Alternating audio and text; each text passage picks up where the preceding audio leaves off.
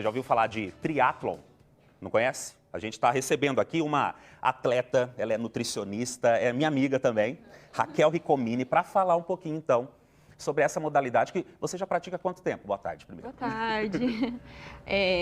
A corrida, na verdade, então vamos falar o que é o triatlon, Vamos lá, né? vamos começar, literalmente começar pelo início. Pelo o que início. é o triatlon? Bom, o triatlon ele é um esporte que é composto por 3 modalidades de esporte, né? Então por isso que é tri, né? Então a gente tem a natação, tem o ciclismo e tem a corrida. A corrida está na minha vida há muito tempo, né? Desde os meus, sei lá, 18 anos eu gosto muito de corrida. Começou com a corrida ali. Comecei com a corrida. Levou um tempo até eu realmente decidir por ter uma assessoria, né? Um treinamento mais específico para a corrida. E daí na corrida eu comecei a conhecer pessoas que praticavam triatlon, que eu nem fazia ideia, né, do que era. E aí decidi entrar para o triatlon no final de 2020. Então não faz tanto tempo que eu tô no triatlon, né? E dentro no caso, tem então essas 3 modalidades aí, esportivas e tudo em uma só. Mas tem variação, porque a gente vê competições que tem uma quilometragem um pouco maior, sim, outra que é menor, isso vai variando. Vai. Como que é feito isso, essa divisão? Bom, então o triatlon, quando você vai fazer uma prova, né, ele sempre começa pela natação, né? Então você sai da natação, pega a bicicleta, deixa a bicicleta depois que termina e vai para a corrida. O que varia entre uma prova e outra realmente são as distâncias, né? Então, por exemplo, a gente tem provas mais curtas, que você nada, por exemplo, 750 metros, pedala 20 quilômetros e corre 5 quilômetros. Esse seria um triatlo short, que a gente chama, né? Tem a modalidade que é olímpica, né, que é um pouco maior. Então, quanto mais vai aumentando a distância, mais difícil vai ficando, né?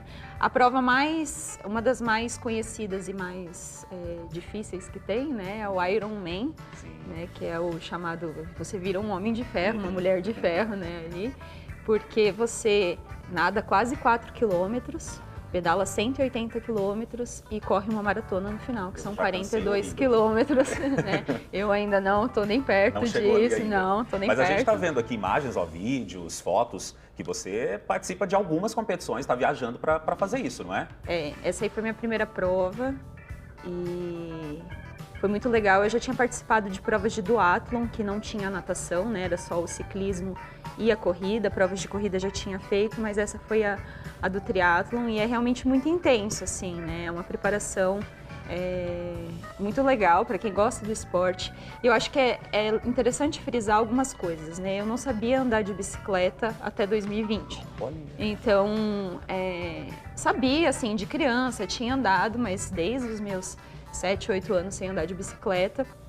E aí, quando comecei, até eu não achei o vídeo para mandar, mas eu precisava de ajuda para virar a bicicleta. Meu treinador literalmente segurava a bicicleta para eu conseguir fazer.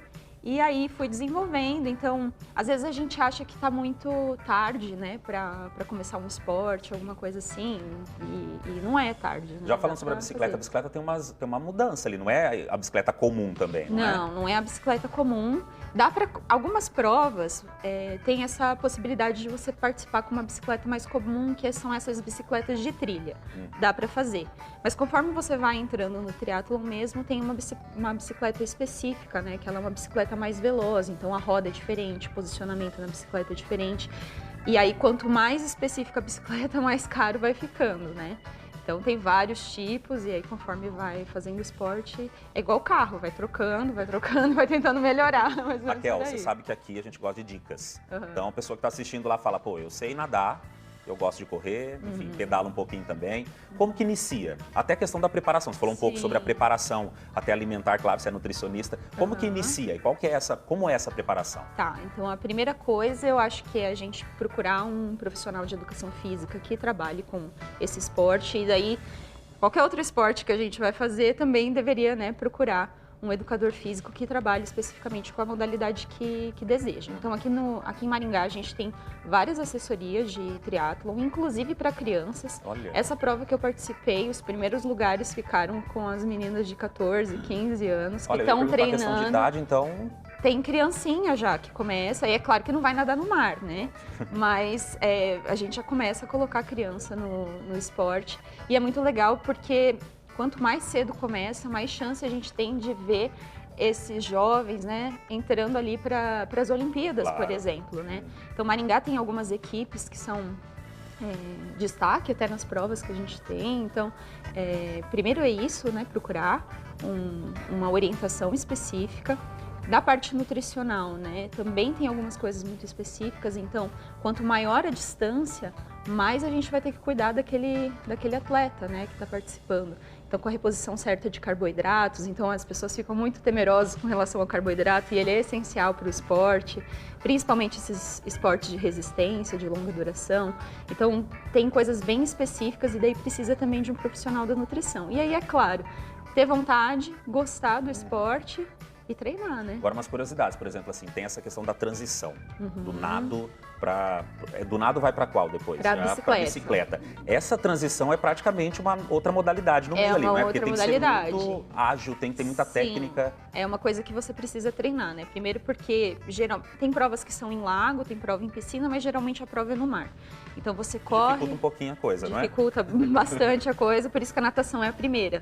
Porque imagina você ter pedalado, ter corrido, tá exausto e daí ir pro mar. Seria muito arriscado, né? Então a primeira é a natação por isso. Então você sai da areia, vai correndo até o ponto onde tá, já tá a sua bicicleta lá, você já deixou antes de começar a prova, tudo certinho. Tem que ter uma agilidade nessa... E tem todas as regras, assim, né? Então, por exemplo, você não pode sair daquela área sem ter afivelado o capacete, tem que ter os equipamentos certos, né? O sapato é diferente, então é uma sapatilha que a gente chama, né? Que prende o pé na bicicleta, que dá mais segurança também. Então é uma coisa muito rápida. Depois você vai, pedala e aí deixa a bicicleta e vai trocar, né? Desafivela o capacete, tira a sapatilha, coloca tênis. Tem gente que faz com meia, tem gente que faz sem meia e aí porque é muito rápido mesmo, né? Então é uma quarta modalidade, né?